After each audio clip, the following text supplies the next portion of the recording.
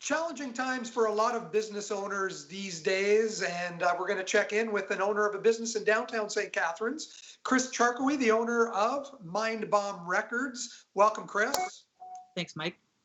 Now, Chris, let's give a little background here. You opened your business about 5 years ago, and why vinyl records? Because I think that there's a few of our viewers here on The Source that might be surprised to know that there are record stores out there selling vinyl records when they probably sold off or donated their vinyl collections years and years ago.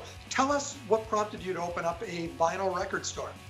It's just where I've kind of worked for the past 15 years of my life. Sunrise Records, Sam the Record Man, CD Plus. It's just kind of what I knew. I watched all those stores close, so that wasn't very convincing for my argument. The last handful of years managing Sunrise, we obviously were seeing the resurgence of vinyl, and with Record Store Day, just like every year, just getting more and more records and more people buying it. I really feel like they had the market cornered at that time. So when they closed initially, I just saw the opportunity. I'm glad I did, because it's done really well for us, and I kind of feel like we're the staple record store, at least for new releases and reissues. Your record store also becomes part of a community. You have a little bit of a space there where people can hang out. You've got an area where a small band can play. So there is a sense of community which you wouldn't have gotten from a Sam the Record Man or a Sunrise Records back in those days. Yeah, absolutely. I mean, I think that's what people look for in an independent record store. When it comes to the records, being able to get stuff that they're not going to find at a big box store. And then, just that sense of community, being able to develop a relationship with customers and having them feel comfortable coming back and talking about music that's kind of like what I do best. And any person that comes in looking for that experience, they appreciate that. And there is a bit of a grassroots support from some of the independent artists as well. There's a great link between indie artists and indie record stores. You mentioned Record Store Day, although that was scheduled to be April 18th, which just passed.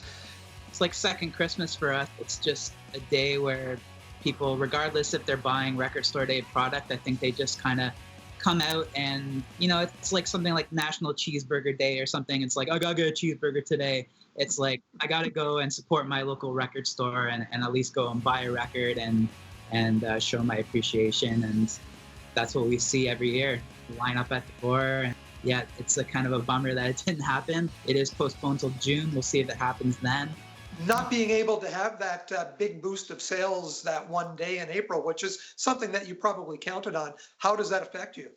How it works with the seasonal ups and downs of retail. We're coming out of the end of winter, which kind of slows down. Usually April, Record Store Day, I'm able to kind of level my debt back down after that day and start fresh. And then spring is usually pretty good business too. And then kind of end of summer, it drops off. So it's not the best timing, but what are you gonna do?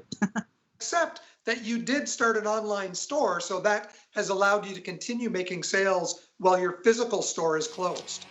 It's definitely saving us right now and allowing us to pay our bills and just offering curbside pickup, and then we're delivering all in North America, so to the States and everywhere in Canada.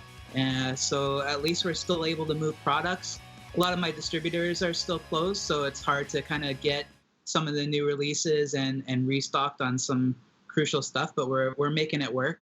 Have you communicated with some other business owners and experienced or shared your experiences with these difficulties during COVID-19? Definitely like a family down here in downtown. I have a lot of friends and people that own small businesses, and everyone's trying to really support each other. Not all of us are fortunate enough to have other means of making their business kind of continue. It's kind of scary to think of, possibly some of these great businesses not being able to survive what's happening. We've built up our downtown core in the past 5 years since I've been here. So many amazing businesses have come. I really hope a lot of them are able to kind of push through and make it through. But yeah, everyone's been really supportive. Well, Chris, thanks for your time today and good luck getting through this COVID-19 pandemic. Thanks, Mike. You as well.